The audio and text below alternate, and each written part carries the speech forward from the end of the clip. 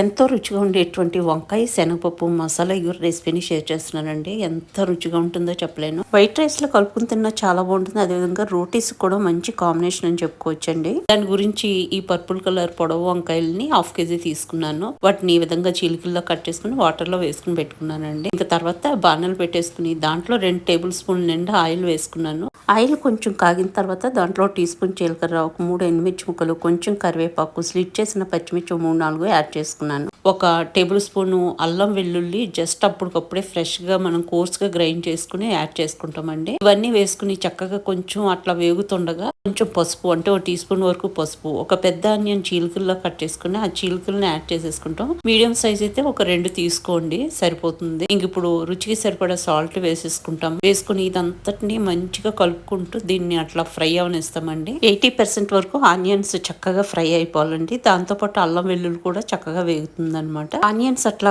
కొంచెం కలర్ మారిన తర్వాత మనం నానబెట్టుకున్నటువంటి శనగపప్పుని యాడ్ చేసేసుకుంటామండి. ఒక 1/2 గ్లాస్ శనగపప్పుని శుభ్రంగా వాష్ చేసేసుకుని నానబెట్టుకోవాలండి. ఒక గంట పాటు నానితే చాలా బాగుంటుంది అనమాట. ఇంకా శనగపప్పుని యాడ్ చేసేసుకున్నానండి. ఇప్పుడు ఒక 1/2 teaspoon normal red chilli powder, ఒక 1/2 teaspoon Kashmiri red chilli powder వేసేసుకుని మొత్తం అంతా మిక్స్ చేసుకుంటూ దీన్ని ఒక 3-4 నిమిషాల పాటు ఫ్రై అవనిస్తామండి. నార్మల్ రెడ్ చిల్లీ పౌడర్ వచ్చేసి కూరకు సరిపడా కారాన్ని ఇస్తుందండి. అదేవిధంగా Kashmir red chilli powder colour ని, ఒక స్పెషల్ అరోమాని మన కర్రీకి ఇస్తుంది. శనగపప్పు ఈ కారం కొంచెం అట్లా ఫ్రై అయిన తర్వాత మనం కట్ చేసి పెట్టుకున్నటువంటి వంకాయ చీలుకలు యాడ్ చేసేసుకుని ఇట్లా కుదుపుకున్నట్టు చేసుకుంటామండి. అప్పుడు మొత్తం అంతా చక్కగా మిక్స్ అయిపోతుంది అనమాట. ఇలా మిక్స్ చేసేసుకున్న తర్వాత మనము ఇంకా వాటర్ అది ఏమి యాడ్ చేయము. వంకాయలోంచి వచ్చినటువంటి వాటర్ తోటి ఇది మగ్గిపోతుంది అనమాట. ఈ మూమెంట్ లో ఒక టేబుల్ స్పూన్ వరకు గరం మసాలా యాడ్ చేసేసుకుని ఒక్కసారి అలా కలుపుకున్నట్టు చేసుకుని మనము ఇంకా ఇది ఉడకడానికి వీలుగా చక్కగా మూత పెట్టేసి లో ఫ్లేమ్ లో ఉడికించుకుంటామండి. లో ఫ్లేమ్ లో పెట్టుకోవాలి, అది మాత్రం గుర్తుపెట్టుకోండి.